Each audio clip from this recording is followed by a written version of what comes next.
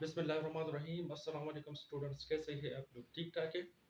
अच्छा, आज हम जो टॉपिक पढ़ रहे हैं वो है इनकम इफेक्ट।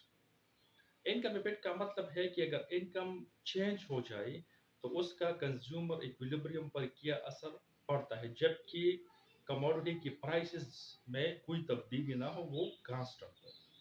तो शुरू करते हैं। ये देखें कि फर्ज करें अगर इनकम इंक्रीज हो गई जबकि price of X and price of Y remaining constant, तो इससे क्या होगा? इससे एक्स और वाई की क्वांटिटीज इंक्रीज हो जाएगी, क्योंकि कंज्यूमर की इनकम पहले की निस्बत अब इंक्रीज हो गई है। ये देखें कि जब इनकम इंक्रीज होगा तो इसमें अपवर्ड शिफ्ट आएगा। अपवर्ड शिफ्ट आएगा तो जो बजट लाइन है वो B2 L2 से B3 L3 हो जाएगी। यहाँ कंज्यूमर हायर लेवल ऑफ जो सेटिस्फेक्शन है, जो इंडिपेंडेंस करो है, उसको वो एंजॉय कर रहा है और वो E2 से E3 पॉइंट तक पहुंच गया।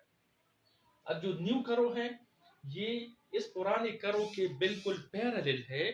तो मतलब ये है कि जब दो करोस आपस में पैरेलल हो तो उसका जो स्लोप है वो कांस्टेंट रहेगा। मतलब इन दोनों का स्लोप कांस्टेंट है, लेकिन इंटरसेप्ट जो है वो चेंज हो गया।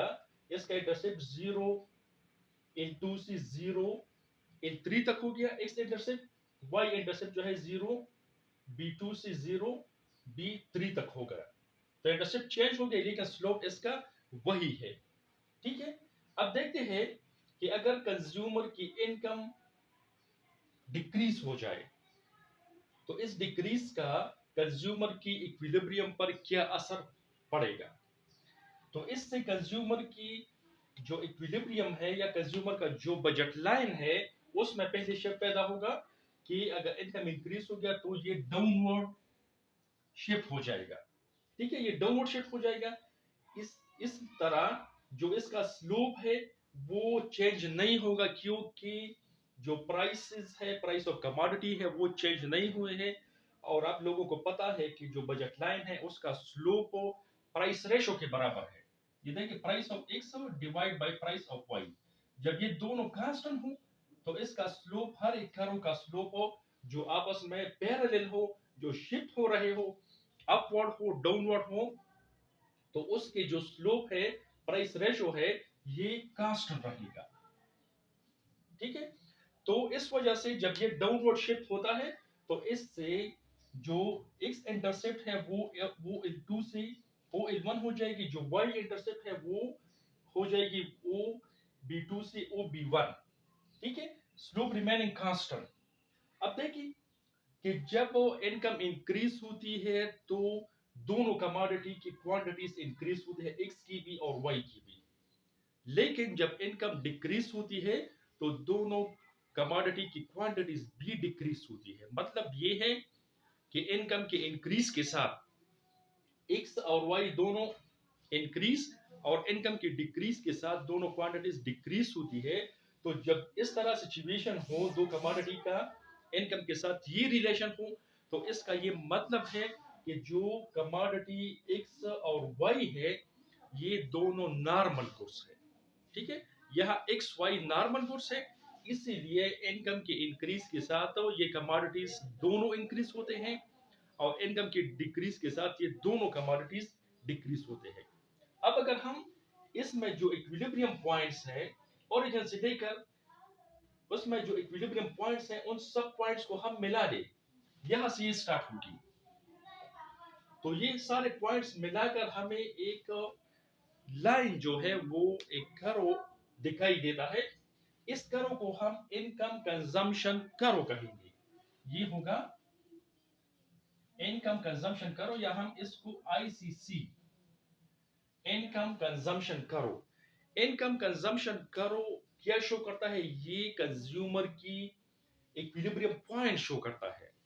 लेकिन वो इक्विलिब्रियम पॉइंट जिसमें शिफ्ट इनकम की चेंज की वजह से हो रही है, और जो प्राइस ऑफ अदर गुड्स है, जो प्राइस ऑफ कमोडिटीज है, प्राइसेस, वो रिमेनिंग कांस्टेंट है।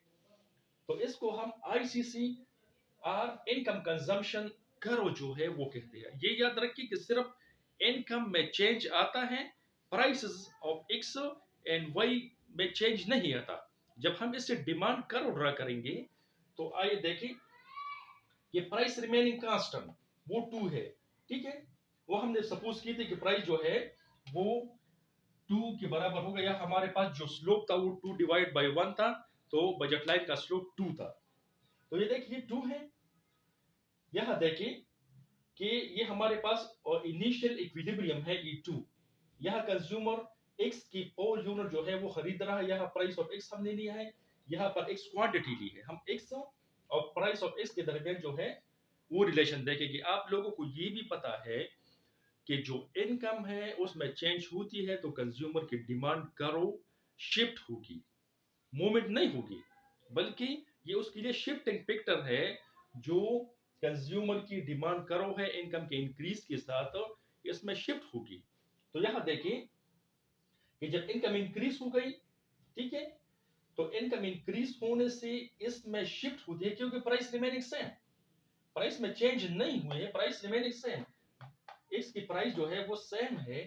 तो जो कंज्यूमर की इनकम चेंज हो गई, उसमें इंक्रीज हो गया, तो ये करो अपवर्ड शिफ्ट हो गई, मतलब इसमें शिफ्ट इस तरफ आ गई। लेकिन अगर ये इसमें डिक्रीज होता है इनकम तो ये इस तरफ शिफ्ट हो जाएगी, लेकिन प्राइसेस में कोई चेंज नहीं आएगा, क्वांटिटी में चेंज आएगा, क्योंकि क्वांटिटी हमने यहां से ड्रा की है।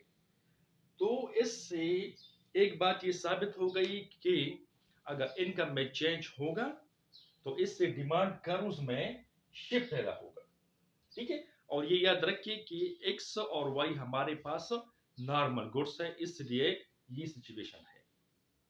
ओके जी, थैंक यू।